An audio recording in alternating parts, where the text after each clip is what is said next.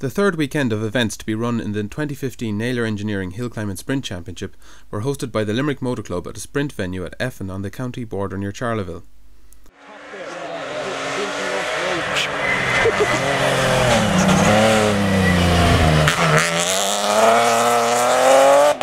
The event did not get off to a good start for local driver Paul O'Connell in the Crocora Mills Delta, when a wishbone failed on the first run, and it took all of the multi-championship winning driver's skill to limit the damage when the car took on a mind of its own.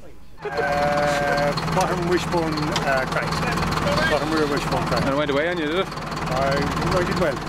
Paul was straight back out for a double drive in Dennis Hogan's M3 on Saturday, and Ben O'Brien's Turbo Diesel on Sunday, preparing him for the much anticipated debut of his V10 E30. With O'Connell out of the overall battle, Galway man Joe Courtney was left to dominate the event and take his debut championship win.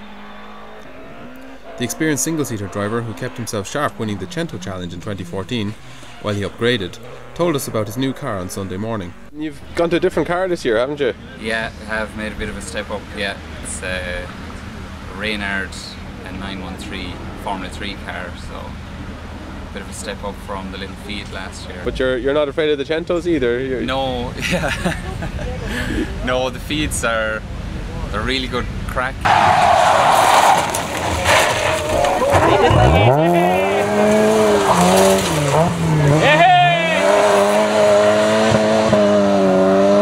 You'll see the lads out there today. There's absolutely nothing between them, and it's a different kind of battle when you compare to these machines. Like, they're really on the limit, whereas these, there's probably always more in them really, you know, but you're just on a hill like this, you're never going to be probably 100% on the limit of grip anyway. So what have we here, Joe? This is a Peugeot MI16 engine. Came from a touring car from the mid-90s, about 290 brake horsepower maybe, and Hewlin 4-speed dog box, and the rest of it then is pretty much Formula 3 suspension, Formula 3 top, wider wheels and bigger wings. The dog box, that means you can just crash straight through the gears, is it? Yeah. You don't use the clutch. Definitely not when changing up through the gears anyways. Lever here. Yeah. And you've only 4 positions in it. Yeah. The same as a standard road car, over to the left and up for first. Second is down here, third, fourth back here. So that part is straightforward enough. Unfortunately, straightforward is how Joe went on the first corner of run 3, proving it can be tough at the top. He explained what happened. Just trying a little bit too hard on the last run there, so fortunately, as you probably see in the video, I've gone braked a little bit too late into the first junction, and the car got out of shape. I managed to get it straightened up and got halfway around the junction, but I had too much speed at that stage and I understeered up onto the bank, and no major damage, thank God, just a few bent brackets on the wing and that, and yeah, so we're lucky enough. It's starting to rain now anyway, so I don't think the other lads are going to go any quicker, hopefully. The second run time did indeed stand as the best of the day, so he claimed the second overall win of his career. Rory Stevens was second both days and showed us that you can fit a radical SR8 through a gap made for Cinquecentos. This was a fine bit of reversing for Grandad. John Mahon was third overall, managing to hold off the big turbo saloons on Saturday and won Class 6. They got through on Sunday, as did Robert Bell in his Crosley Busa, to win Class 6 and claim 5th overall on day 2. Ronan Dunn was second in that class on the first day in his Van Diemen. There was a really tight battle between Martin Tracy's 4-wheel drive turbo Mitsubishi and Éanna Carroll's front-wheel drive turbo Civic. Tracy led in the morning to be overtaken by Carroll in the afternoon, but was back on top by the evening and took 3rd overall on Sunday too. Éanna, winner of 3B, described his first run to his other sparring partner, Dennis Hogan. It's flat there for sure, and the rest was kind of lifted, so I said, watch for that. A lot of the posts are gone. Down, turned in, you know. Finished. Right, here we go. Relax the posts. 3rd, 4th, 5th. These posts stops. Next thing I see brake marks. And I got through a few corners. Yeah. I see brake marks. So someone must have braked there, so I lifted the throttle. 90-degree corner. I'm just going, oh my god. Dennis drove his Beamer with pure gusto all the weekend, a style which would have made his sadly missed father proud. Second in 3B on his 2 home rounds. Mark Carroll put in a great performance to claim third in 3B and 10th overall on Saturday. On Sunday, Adam Cruan was third in the class and 9th overall, despite indulging in a little bit of bail bashing in his BMW.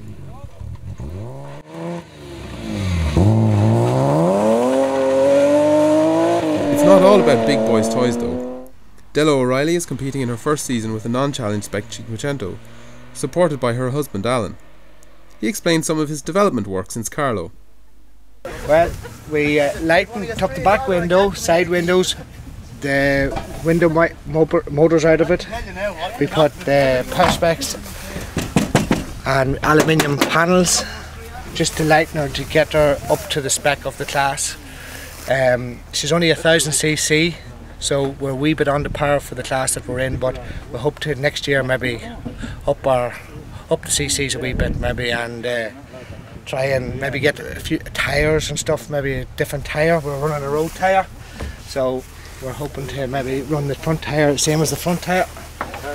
Because you're not actually running in the Cinquecento class, is that right? Cinquecento class, because the car when we got it wasn't up to the spec of the Cinquecento class, so we didn't go back that way. It was missing interior and things like that. Seats and stuff. So we went out one day and we thought that class 1A was the way to go. It was good crack, great competition, and we said we'd stay in that class. And stage rallying would be my main thing, but as I say, when you do this here, you have to take a step back and go, what have we been missing?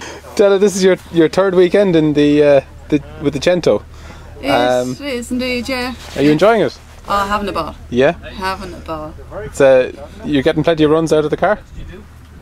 Yeah. Keeping the car on the road. Yeah. That's the main thing. That seems to be the purpose of it, alright. That's the purpose, not the speed, it's keeping it on the road. Yeah, yes, yeah. That's it, yeah. And is this your first season?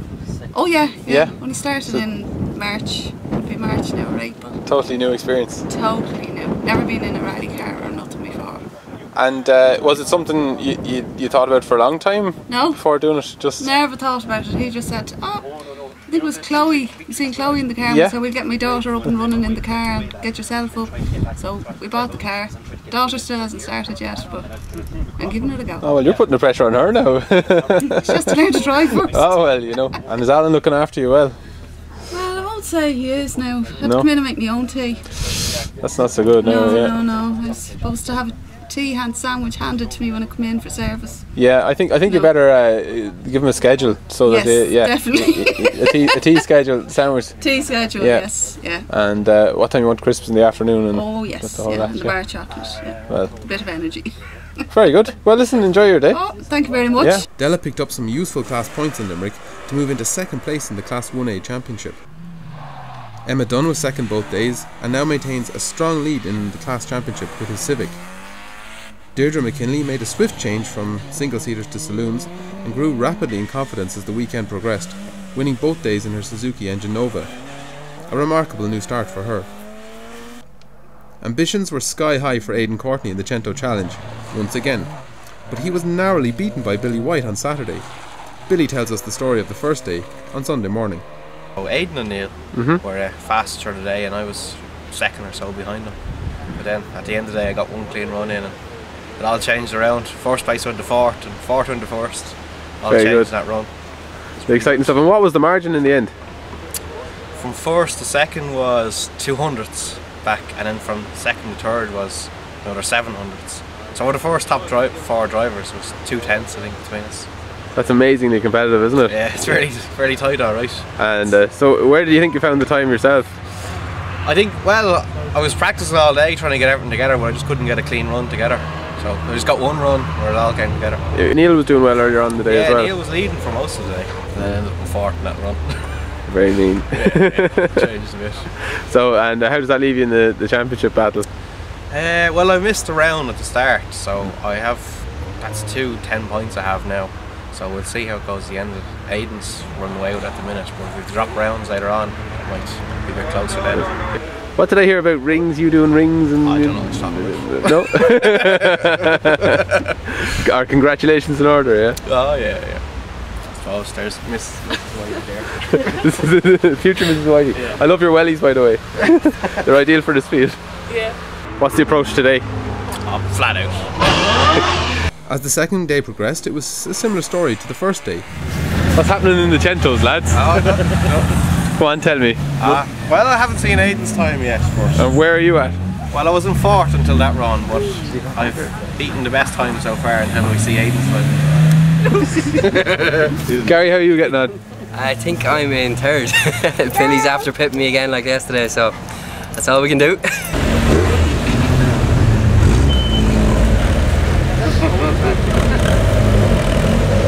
Driving was spectacular as each driver strained to preserve every ounce of momentum over the course. You catch him, no? Oh, jeez. No, I arrived backwards at the second jump. Neil Bradbury was fourth at the two events, and Damien Walsh tried all sorts of techniques to get ahead and was fifth twice out of 13 entrants in the class that grows every weekend.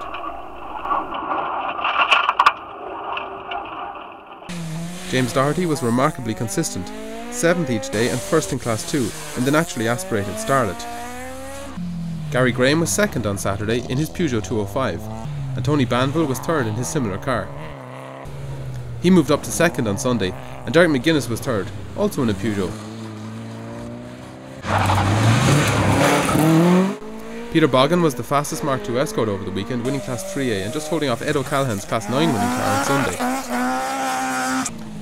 John Kennedy was second to Boggin over the weekend in his Dax Rush. Jerry Lynch was third on Saturday, and it was great to see the return of John Laffey's Chevette, third on Sunday.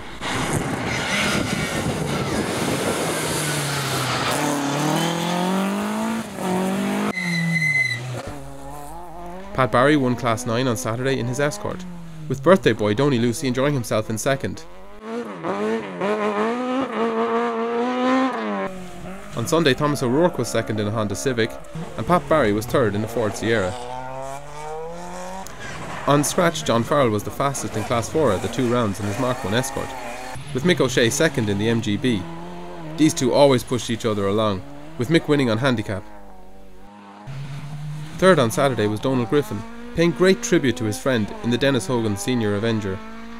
Seamus Anderson spectacularly suffered a lock differential going into the second junction on Saturday evening.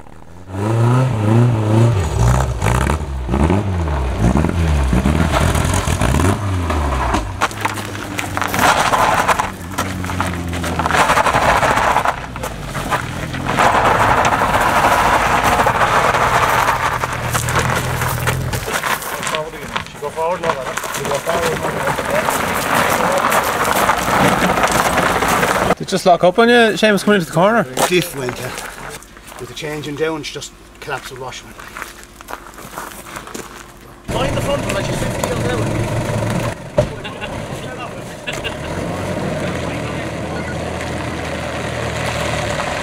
Hey, I'm putting the diff in the car, bring it back later on, okay? Yeah. Right and gone, okay, talk to you in a while. Don't look. Alright? Just give me it, just see, can I get it off? Yeah.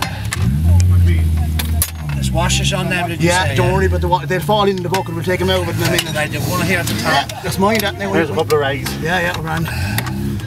You take the one off me now. Okay? Yeah, got it. Alright. I'll take it. Hold on. Alright.